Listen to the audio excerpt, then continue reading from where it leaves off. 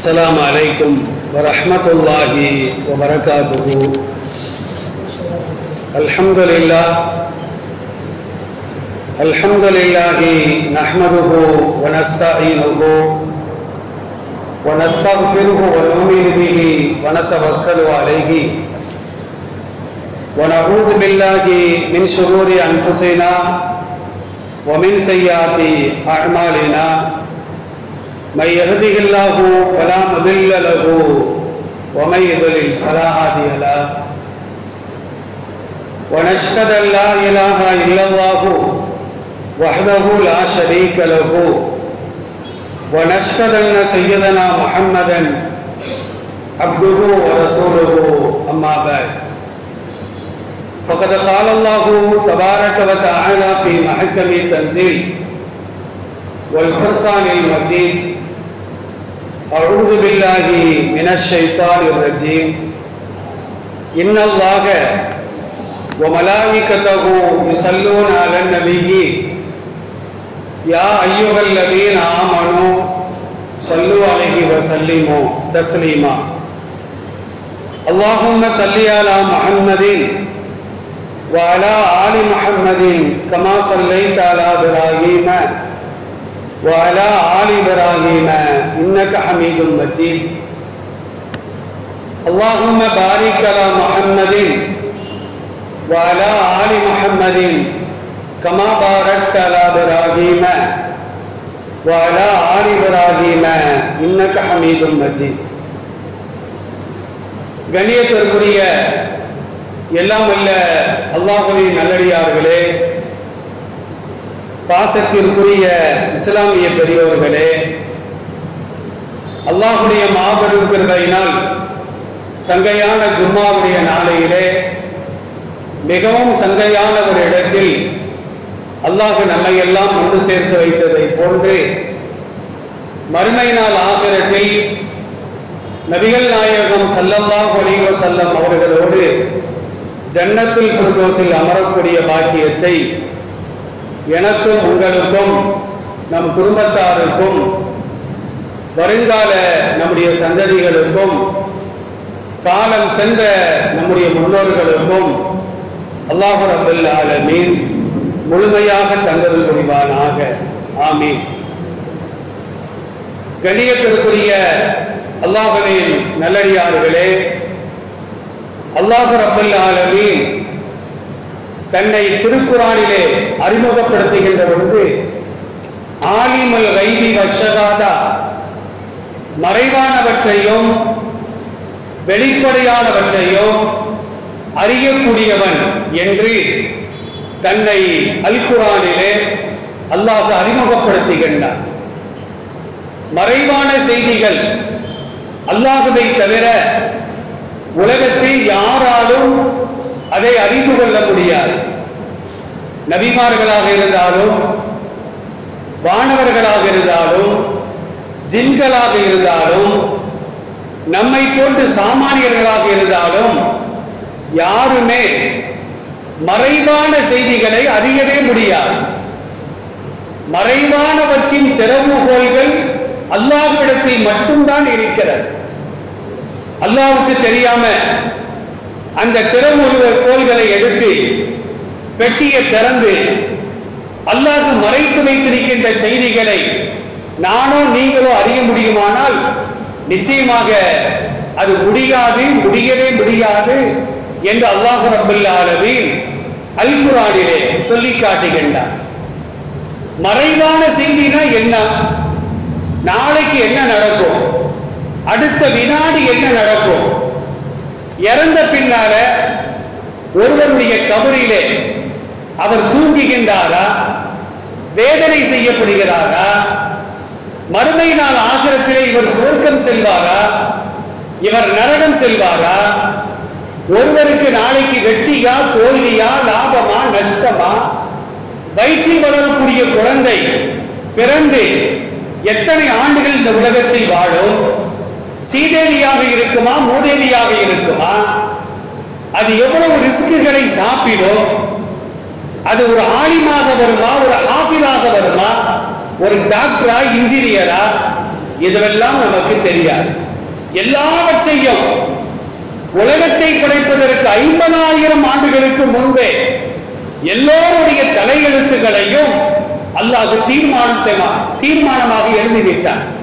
அது அவனுக்கு மட்டும்தான் வெளிச்சமே தவிர எனக்கோ உங்களுக்கோ மற்றவர்களுக்கோ யாருக்கும் நிச்சயமாக அதை அறிய முடியாது. அறியக்கூடிய ஆற்றல் உலகத்தில் யாருக்கும் கிடையாது என்பதை அல் குர்ஆனும் அல் ஹதீஸும் நமக்கு தெளிவாக சொல்லி காட்டுகின்றது. ஆனாலும் கூட அல்லாஹ் யாரை பொருந்திக் கொண்டானோ அந்த இறை தூதருக்கு அல்லாஹ் கற்றுக் கொடுப்பான். மறைவான செய்தியை அல்லாஹ் அவருக்கு கற்றுக் கொடுப்பான். வருங்காலங்களிலே இதுவெல்லாம் நடைபெறும். வருங்காலங்களிலே இது போன்ற மாற்றங்கள் ஏற்படும் என்று அல்லாஹ் கற்றுக் கொடுப்பான். அறிவித்து கொடுத்த பின்னால அது மறைவான செய்தி அல்ல. அந்த நபியை பொறுத்த மட்டிலும் அவருக்கு அல்லாஹ் வெளிப்படுத்தி காட்டுகின்றார். திருக்குர்ஆனுடைய 72வது அத்தியாயம் சூரத்துல் ஜின் அதிலே 26, 27வது வசனங்களை நாம் திறந்து பார்க்கின்றோம். ஆலிமுல் கைபி, அல்லாஹ் மறைவானவற்றை அறியக்கூடியவன். ஃபலா யுபிஹிரு அலா கைபிஹி அகதா, தன்னுடைய மறைவான செய்தியை யாருக்கும் அவன் வெளிப்படுத்தவே மாட்டான். நமக்கு வெளிப்படுத்தி இருக்கிறானா? நபிகள் நாயகம் ஸல்லல்லாஹு அலைஹி வஸல்லம் அவர்கள் 1400 ஆண்டுகளுக்கு முன்னால் சொன்ன வார்த்தைகள் இன்றைக்கு உண்மையாகி வருவதை நாம் பார்த்து வருகின்றோம். மதுபானங்கள் பெருத்துவிடும் என்று சொன்னார்கள், இன்னைக்கு பெருத்துவிட்டது. விபச்சாரங்கள் கொடிகட்டி பறக்கும் என்று சொன்னார்கள், கேட்கவே தேவையில்லை.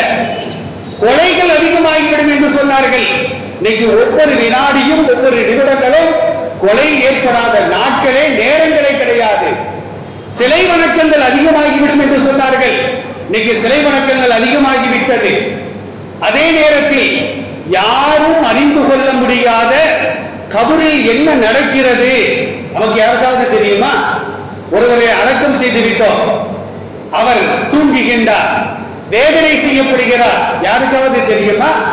கபருடைய வேதனை என் சமுதாயத்திற்கு காட்டி கொடுக்கும்படி நான் துவா செய்திருப்பேன். ஆனால் யாரும் அடக்கம் செய்ய மாட்டார்கள். அக்காவை அடக்கனா, மகனை அடக்கனா, மனைவியை அடக்கனா, இப்படி எல்லாம் வேதனை நடக்குமே, எங்க அக்காவை நான் அடக்க மாட்டேன், வீட்டையே நான் வச்சுக்கிடுவேன் அப்படின்னு யாரும் அடக்கம் செய்ய மாட்டார்கள் என்பதற்காக கபருடைய வேதனையை காட்டி தருமாறு என் சமுதாயத்திற்கு நான் பிரார்த்தனை செய்யவில்லை, பெருமானார் சொல்லி காட்டுகிறார்கள். ஆனால் அந்த பெருமானாருக்கு கபருடைய வேதனையை பார்க்கின்ற ஆற்றல் அல்லாஹ் கொடுத்தார். 2 கபர்ல ரசூலுல்லாஹ் கடந்து போறாங்க. நபி தோழர்களை பார்த்து சொன்னார்கள், தோழர்களே, இந்த 2 கபர்வாசிகளும் வேதனை செய்யப்படுகிறார்கள். பெரும்பாவத்திற்கு அல்ல, ஒருவர் சிறுநீர் கழிக்கின்ற பொழுது 4 பேர் பார்க்கிற மாதிரி உட்கார்ந்து கழித்தார், மறைவான இடத்திற்கு செல்லவில்லை, எனவே இவர் வேதனை செய்யப்படுகிறார். மற்றொருவர் புறம் பேசினார், கோல் பேசினார், எனவே அவர் வேதனை செய்யப்படுகிறார் என்று பெருமானார் ஸல்லல்லாஹு அலைஹி வஸல்லம் சொல்லி காட்டினார்கள். அப்ப ரசூலுல்லாஹ்வுக்கு அல்லாஹ் என்ன செய்வானா, ஒரு சில செய்திகளை வெளிப்படுத்தி காட்டினார். திருக்குர்ஆன்ல சொல்றான் பாருங்க, ஃபலா யுபிஹிரு அலா கைபிஹி அஹதா, தன் மறைவான செய்திகளை யாருக்கும் அல்லாஹ் வெளிப்படுத்த மாட்டான். இல்லா மனிர்தலா மிர் ரசூலின், அல்லாஹ் பொருந்தி கொண்ட, ஒப்புக்கொண்ட, ஏற்றுக்கொண்ட ஒரு தூதரை தவிர அந்த தூதருக்கு அல்லாஹ் காட்டி கொடுப்பான்.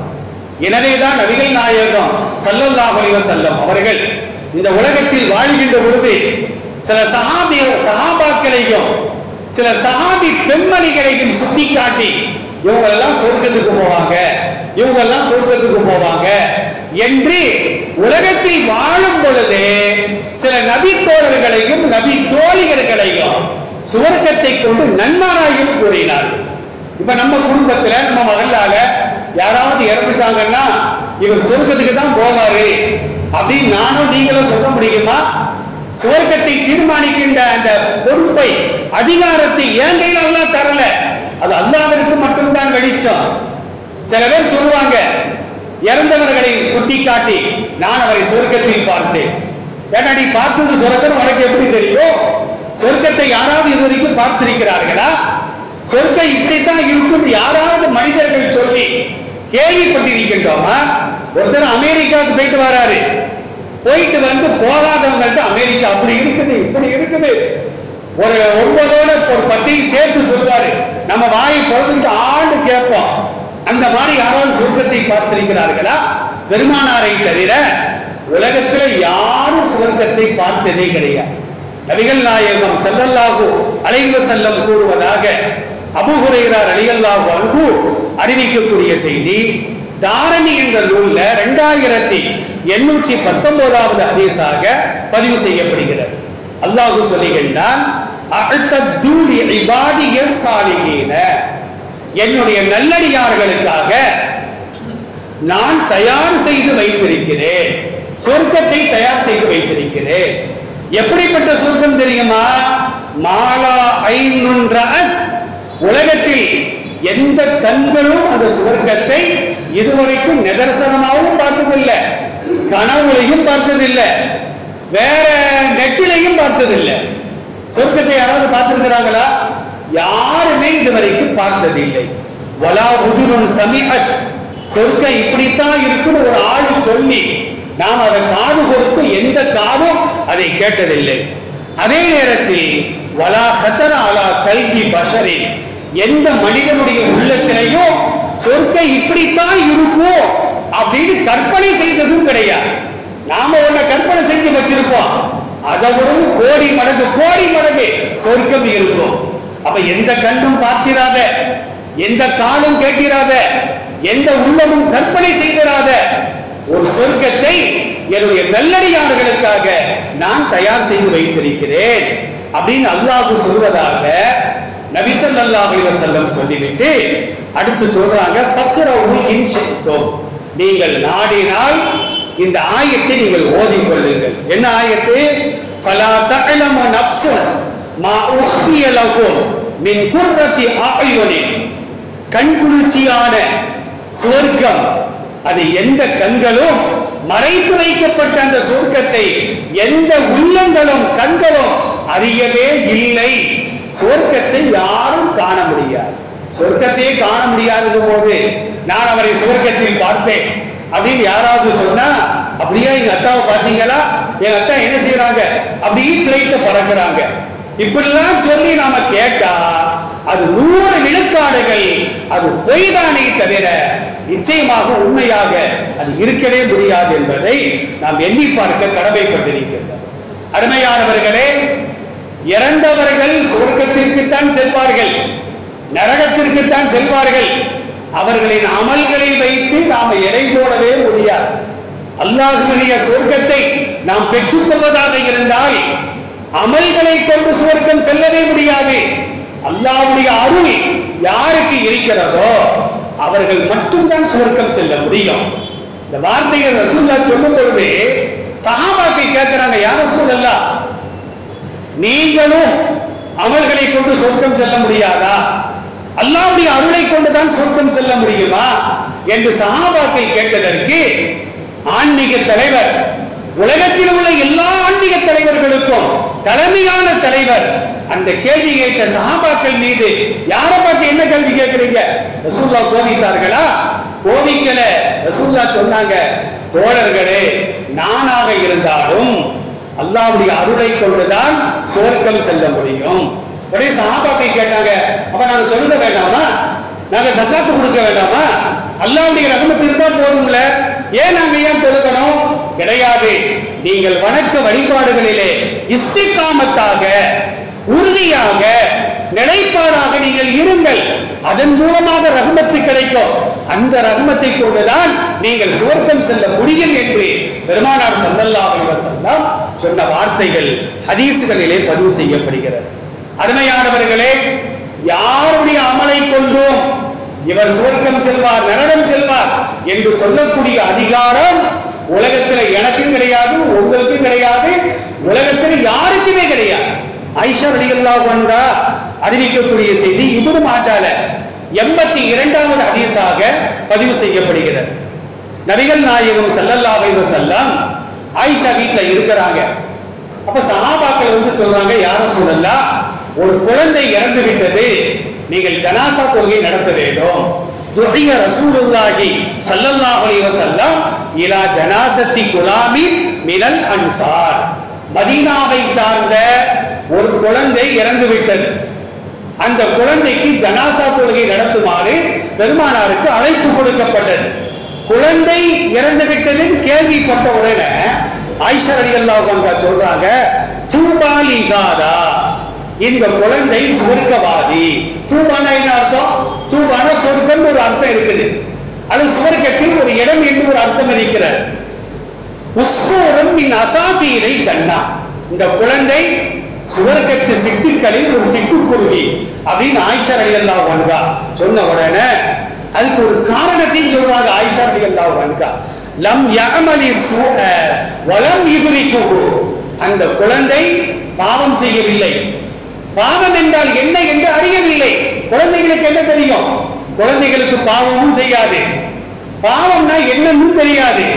அதனால் அந்த குழந்தை சுவர்க்கத்திற்கு செல்லும் என்று ஆயிஷா ரலியல்லாஹு அன்ஹா சொன்ன உடனே ரசூலுல்லாஹ் அமைதியா இருக்கிறாங்க. ரசூலுல்லாஹ் கேக்குறாங்க, அப்ப கைர தாலிக்க யா ஆயிஷா, இன்னும் ஏதாவது சொல்லணுமா? சொல்லிடு, சீக்கிரமா சொல்லி முடி, நான் அதுக்கு பதில் சொல்றேன். யார சொல்லலாம், அவ்வளவுதான், நான் சொல்லி முடிச்சிட்டேன் அப்படின்னு ஆயிஷா ரலியல்லாஹு அன்ஹா சொன்ன உடனே பெருமானார் ஸல்லல்லாஹு அலைஹி வஸல்லம் சொல்றாங்க, இன்னல்லாஹ خلقலில் ஜன்னதி அஹ்லன் خلقஹும் லஹா வ ஹும் ஃபீ அஸ்லாபி ஆபாயிஹிம். பெற்றோருடைய முதுகண்டங்களில் இருக்கும் பொழுதே சில குழந்தைகளை சுவர்க்கத்திற்கென்று அல்லாஹ் படைத்து விட்டான். அந்த குழந்தைகள் குழந்தை பருவத்தில் இறந்தாலும் சரிதான், சிறுபிராயத்தில் இறந்தாலும் சரிதான், இளம் பருவத்தில் இறந்தாலும் சரிதான், முதுமை பருவத்தில் இறந்தாலும் சரிதான், அந்த குழந்தைகள் சுவர்க்கத்திற்குத்தான் செல்லும். ஆனா சில பேர தந்தையுடைய முதுகண்டண்டிலே அணுவாக இருக்கின்ற பொழுது நரகத்திற்காக அல்லாஹ் படைத்திருக்கின்றான். அந்த குழந்தை குழந்தை பருவத்தில், சிறுபிராயத்தில், இளம் பருவத்தில், முதுமை பருவத்தில் எப்ப இறந்தாலும் நரகத்திற்கென்று படைக்கப்பட்ட அந்த குழந்தை நரகத்திற்குத்தான் செல்லும். இது விதி.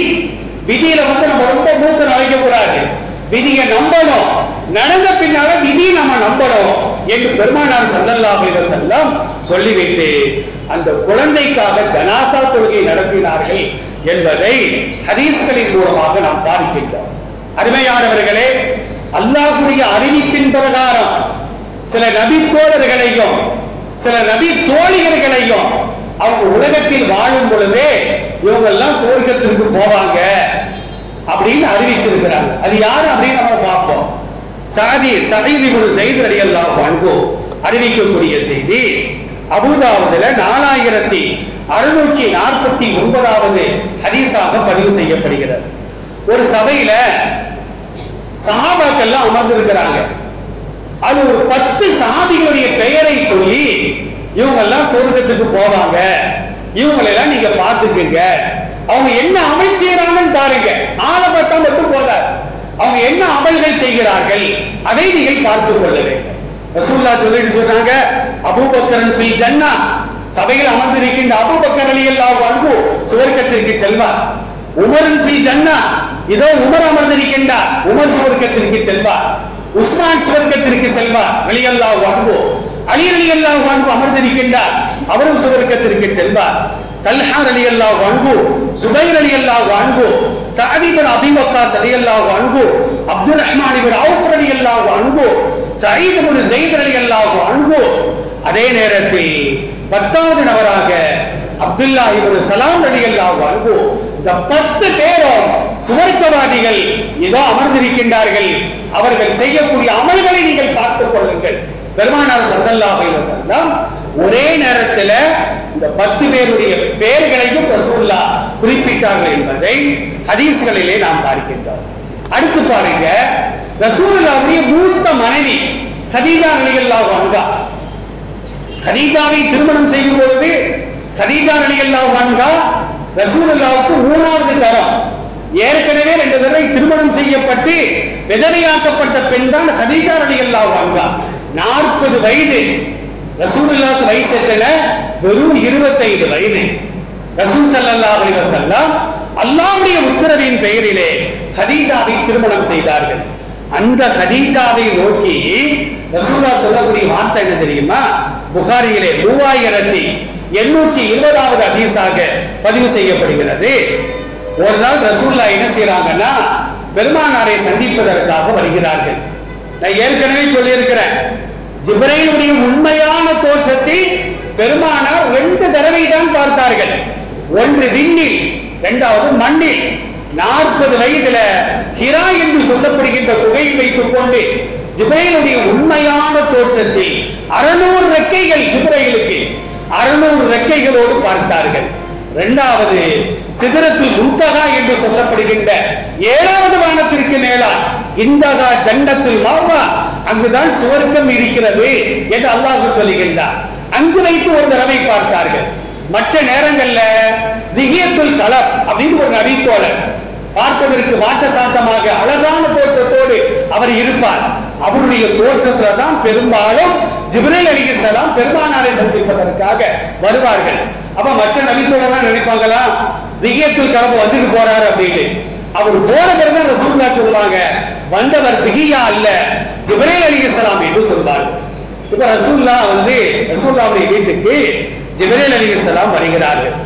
வந்தவங்க சொன்னாங்க, யா ரசூலல்லாஹ் ஹாதிஹி கதீஜா, இந்த வீட்ல இருக்கிறாங்களா கதீஜா, கத அதத்து மஹா இனாவுல், அவங்க ஒரு பாத்திரம் கொண்டு வந்திருக்கிறாங்க. ஃபீஹி இதாமன் அவ் தஆமன் அவ் ஷராபன், அவங்க கொண்டு வந்த பாத்திரத்துல சால்னா இருக்குது, அது சாப்பாடு இருக்குது. அவங்க வந்தாங்கன்னா ஃபக்கரகாலிகா சலாம மின் ரப்பிகா வ பின்னி, அந்த கதீஜா உள்ளே வருவார்களே ஆனால் அல்லாஹ்வும் சலாம் சொல்லுகின்றார், நானும் சலாம் சொன்னேன் என்பதாக உங்கள் மனைவி கதீஜாவிடத்திலே சொல்லுங்க. உலகத்திலேயே எத்தனையோ கதீஜாக்கள் இன்னைக்கு வாழ்ந்துகிட்டு இருக்கிறாங்க, ஆயிஷாக்கள் வாழ்ந்துகிட்டு இருக்கிறாங்க. ஆனா உலகத்திலேயே அல்லாஹ் சலாம் சொன்ன ஒரே கதீஜா பெருமானாருடைய மனைவி மட்டும்தான். அந்த கதீஜாவுக்கு அல்லாஹ் சலாம் சொல்லி விடுறான். கதீஜாவுக்கு ஜிப்ரீல் என் சலாமை நீங்கள் சொல்லுங்கள். உடனே ஜிப்ரீல் சொல்றாங்க, என் சலாமையும் யா ரசூலல்லாஹ் கதீஜாவிற்கு நீங்கள் சொல்லுங்கள். சொல்லிட்டு வபஷ்ஷிருஹா பிபைத்தின் ஃபில் ஜன்னah, கதீஜாவிற்கு சொர்க்கத்திலே ஒரு வீடு கட்டப்பட்டிருக்கிறது அப்படிங்கிற நற்செய்தியும் நீங்கள் சொல்லுங்கள். அப்ப கதீஜாவுக்கு சொர்க்கம் வாஜிபாகிவிட்டது. அது எப்படிப்பட்ட வீடு தெரியுமா? மின் கசபி, முத்துக்களால் ஆன வீடு. லா சகப வலா நசப, அந்த வீட்டிலே கூச்சல் குழப்பங்கள் கிடையாது. அந்த வீட்டிற்குள்ளால் நுழைந்து விட்டால் களைப்பு என்பது ஏற்படவே செய்யாது. அப்படிப்பட்ட ஒரு வீட்டை கதீஜாவிற்காக சுவர்க்கத்தில் அல்லாஹ் கட்டி வைத்திருக்கிறான் என்று நபியே நீங்கள் நற்செய்தி சொல்லுங்கள் என்று இந்த ஹதீஸின் மூலமாக ஜிப்ரீல் சொன்னதாக பெருமானார் ஸல்லல்லாஹு அலைஹி வஸல்லம் சொல்லி காட்டுகிறார்கள். அருமையானவர்களே, கதீஜா ரலியல்லாஹு அன்ஹா பெருமானாருக்காக வேண்டி தன்னுடைய வாழ்க்கை முழுவதையும் அர்ப்பணம் செய்தார்கள்.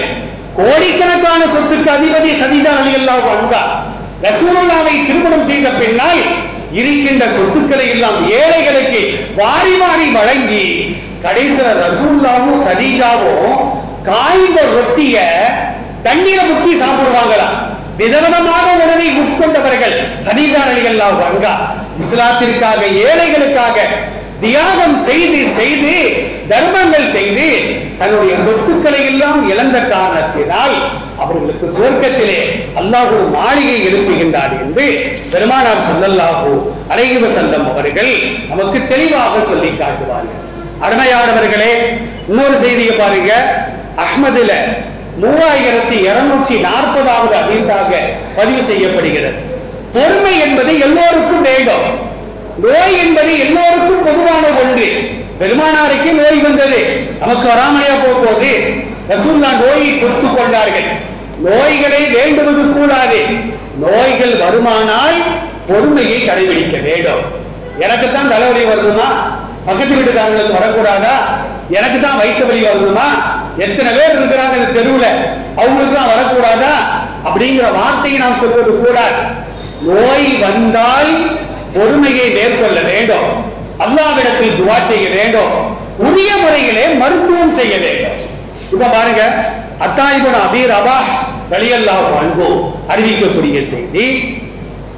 அவங்க சொல்றாங்க, காலலி இப்னு அப்பாஸின், இப்னு அப்பாஸ் ரலியல்லாஹு அன்ஹுமா எனக்கு சொன்னார்கள், அலா உரிய இம்ரஅத்தன் மின் அஹ்லில் ஜன்னா.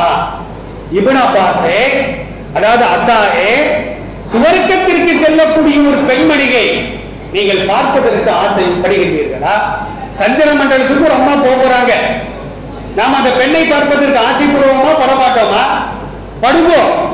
ஆனால் சுவர்க்கத்திற்கு செல்லக்கூடிய ஒரு பெண்மணியை பார்ப்பதற்கு ஆசை இருக்கிறதா என்று இப்னு அப்பாஸ் ரலியல்லாஹு அன்ஹு கேட்கும் பொழுது அத்தா இப்னு ரபாஹ் ரலியல்லாஹு அன்ஹு சொல்றாங்க, எனக்கு ஆசையா தான் இருக்கு, அந்த அம்மாவை காட்டுங்கன்ற உடனே இப்னு அப்பாஸ் ரலியல்லாஹு அன்ஹு சொன்னாங்க, ஹாதிஹில் மரஅத்து சௌதா, அதோ ஒரு பெண் இருக்கின்றார்களே, கருப்பு நிற பெண், அந்த பெண் தான் சுவர்க்கத்திற்கு செல்லக்கூடியவர். ஏன் தெரியுமா? அத்தத்தின் நபிய ஸல்லல்லாஹு அலைஹி வஸல்லம், அந்த அம்மா ரசூலுல்லாஹ்ட்ட வந்துச்சு, வந்து சொன்னாங்க, இன்னி உஸ்ராஹு, எனக்கு அடிக்கடி காக்கா வலிப்பு நோய் வருது. காக்கா வலிப்புனா தெரியும், கைகள்லாம் வெட்டி இருக்கும், உசார் இல்லாம போயிடும். காக்கா வலிப்பு நோய் வருகிறது. அந்த நேரத்துல இன்னி அத்தகஷஃபு, அந்த அம்மா என்ன சொல்றாங்க பாருங்க, அந்த காக்கா வலிப்பு வந்து நான் மயக்க மூச்சு கிடைக்கின்ற நேரத்தில் என் ஆடைகள் எல்லாம் விலகி விடுகிறது, அதாவது மறைக்கப்பட வேண்டிய உறுப்புகள் எல்லாம் வெளியாகி விடுகிறது, நான் உணர்வில்லாம கிடக்கிறேன். உணர்வில்லாம கிடக்கிற நேரத்துல ஆடை விலகுதுன்னு அந்த அம்மா கவலைப்படுறாங்க. ஆனா நம்ம வீட்டு பீதிகள்லாம் உணர்வோடு இருக்கும் பொழுதே புர்கா இல்லாம, ஹிஜாப் இல்லாம, அறகுறை ஆடைகளை அணிந்து கொண்டு அந்நிய ஆண்களுக்கு மத்தியிலே வெளிச்சம் போட்டு காட்டிக்கொண்டு, கணவன் மட்டும் காண வேண்டிய அழகை அந்நிய ஆண்களுக்கும் பங்கு போட்டுக் கொண்டு நடக்கின்றார்களே, இந்த பெண்கள் எல்லாம் எண்ணி பார்க்க வேண்டும். அப்ப எனக்கு காக்கா வலிப்பு வரும் பொழுது ஆடை விலகி விடுகிறது யார சொல்லலாம் அப்படின்னு அம்மா சொன்ன உடனே, ஃபதுல்லாஹி லி, எனக்காக நீங்க துஆ செய்யுங்கள், அந்த காக்கா வலிப்பு நோய் வரக்கூடாது, நீங்க துஆ செய்யுங்க அப்படின்னு அம்மா கேட்கு. உடனே ரசூலுல்லாஹ் சொல்றாங்க, இன்ஷிதி சபர்தி வலக்கி ஜன்னா, அந்த நோயை நீ பொறுத்து கொண்டால் அல்லாஹ் உனக்கு சுவர்க்கத்தை தருவான். நான் துஆ செய்கிறேன், உனக்கு நோய் குணமாகிவிடும். ஆனா மறுமையில சொர்க்கம் என்பது உனக்கு கேள்விக்குறி. உனக்கு நோய் வேணுமா சொர்க்கம் வேணுமா? ரசூலுல்லாஹ் கேட்கிறாங்க. உடனே அந்த அம்மா சொல்றது, யாரு சொல்லலாம், எனக்கு சொர்க்கம் தான் பெருசு, நோய் இருந்துட்டு போகட்டும். ஆனா அந்த நோய் நேரத்துல ஆடை விலகுத, அந்த விலகாம இருக்க நீங்க துஆ செய்யுங்க. எப்படி அந்த அம்மா கேட்டு பாருங்க, நான் பொறுத்துக் கொள்கின்றேன், ஆனால் ஆடை விலகாமல் இருப்பதற்கு துஆ செய்யுங்க. உடனே ரசூலுல்லாஹ் துஆ செய்றாங்க. ரசூலுல்லாஹ்வுடைய வஃபாத்திற்கு பின்னாலேயும் அந்த அம்மா வாழ்ந்தாங்க. பல தடவை காக்கா வலிப்பு நோய் வரும், ஆனா ஹிஜாபோடு தான் அந்த அம்மா படுத்து கிடப்பாங்க.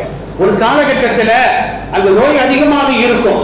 இப்ப அல்லாஹ்வுடைய கிருபையினால மருத்துவ வசதிகள் அதிகமான காரணத்தினால் அந்த நோய்கள் இல்லாமல் போய்விட்டது. அப்ப என்ன செய்வாங்க, அந்த காலங்கள்ல ஒரு ஆளுக்கு காக்கா வலிப்பு நோய் வந்துட்டா இரும்பு சாவியை கையில கொடுத்துருவாங்க. அதுவெல்லாம் மூட நம்பிக்கைகள். அந்த சாவியை மண்டையில அடிச்சு எத்தனை பேர் மண்டையை உடைச்சிருக்கிறாங்க தெரியுமா? அதுக்குண்டான மருத்துவத்தை தான் நாம் பார்க்க வேண்டும்.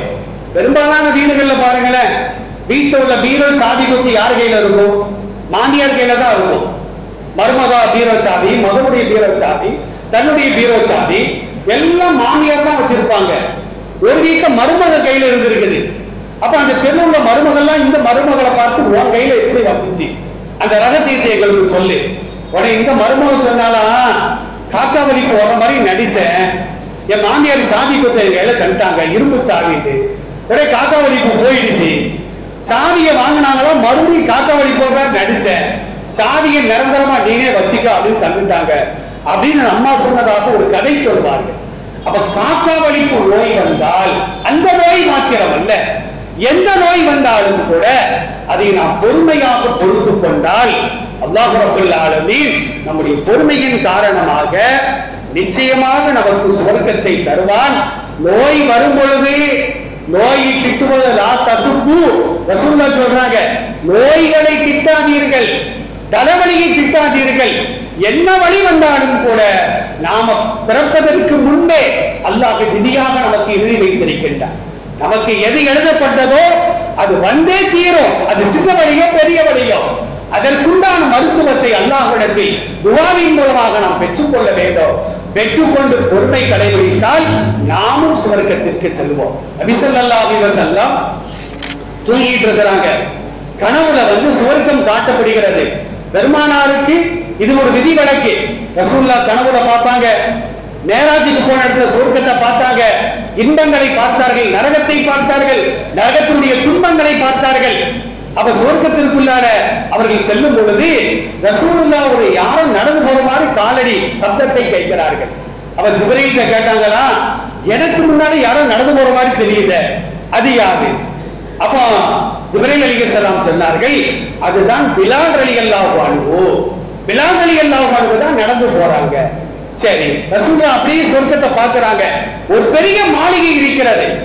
அந்த மாளிகை யாருக்கு சொந்தம்? இது முஸ்லிம்களுக்கு சொந்தம். நான் முஸ்லீம் தானே ரசூலுல்லாஹ் சொல்றாங்க. முஹம்மதுடைய சமுதாயத்திற்கு சொந்தம். நான் தான் அந்த முகம்மது. ரசூலுல்லாஹ்வுக்கு ஆசை, நமக்கும் சொல்ல மாட்டாங்களா அப்படின்னு. நான் தான் அந்த முகம்மது அப்படிங்கிறாங்க.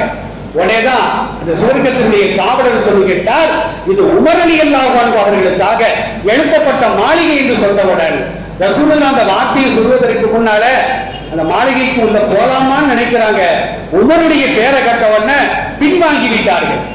ரசூலுல்லாஹ் உமரை பார்த்து சொன்னாங்க, உமரே, நேற்று இரவு நான் சுவர்க்கத்தை பார்த்தேன், உங்கள் மாளிகையை நான் பார்த்தேன். உள்ள போலான்னு நினைக்கும் போதே உமருடைய மாளிகை என்று கேட்டவுடனே எப்படி நம்ம அனுமதி இல்லாம ரசூலுல்லாஹ் உள்ள போகலாம்?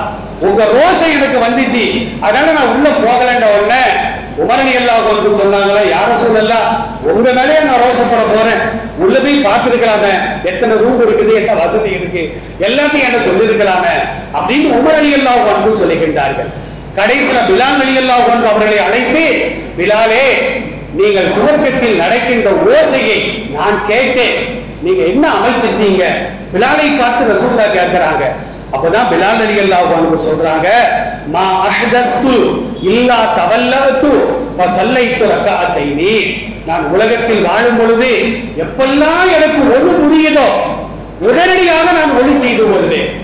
ஒரு நாளைக்கு எத்தனை முறைகள் ஒளி புரிந்தாலும் உடனடியாக நான் ஒளி செய்து கொள்வேன். ஒளி செஞ்சு முடிச்ச உடனே 2 ரக்காத்து தஹியத்துல் வுது நான் தொழுது கொள்வேன் அப்படின்னு சொன்ன உடனே பெருமானார் ஸல்லல்லாஹு அலைஹி வஸல்லம் சொன்னார்கள், பிஹாதா, இதனால் தான் நீங்கள் சுவர்க்கத்திற்கு செல்கின்றீர்கள். இப்ப நாம ஒளி செய்யறோம், ஒளி செஞ்ச ஒரு சிறுநீர் கழிக்கின்றோம், ஒளி முறிகிறது, உடனடியாக ஒளி செய்ய வேண்டும். ஒளி செய்யறது பெரிய காரியம், ரொம்ப பேர் ஒழுவை செய்யறது இல்லை, செஞ்சாலும் ஏற்க மாட்டாலும் செஞ்சுக்கிட்டு இருக்கிறோம்.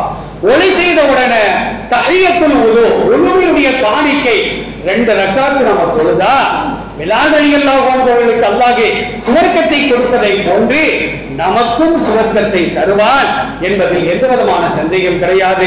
எல்லாம் அல்லாஹ் ஜல்ல ஷானஹு தஆலா சுவர்க்கத்திற்கு செல்வதற்கு என்னென்ன நல்லறங்களை செய்ய வேண்டும் என்று அல்லாஹ்வும் அல்லாஹ்வுடைய திருத்தூதரும் நமக்கு கற்றுத் தந்தார்களோ அந்த வணக்க வழிபாடுகளை செய்வோம், சுவர்க்கத்தில் அமருவோம்.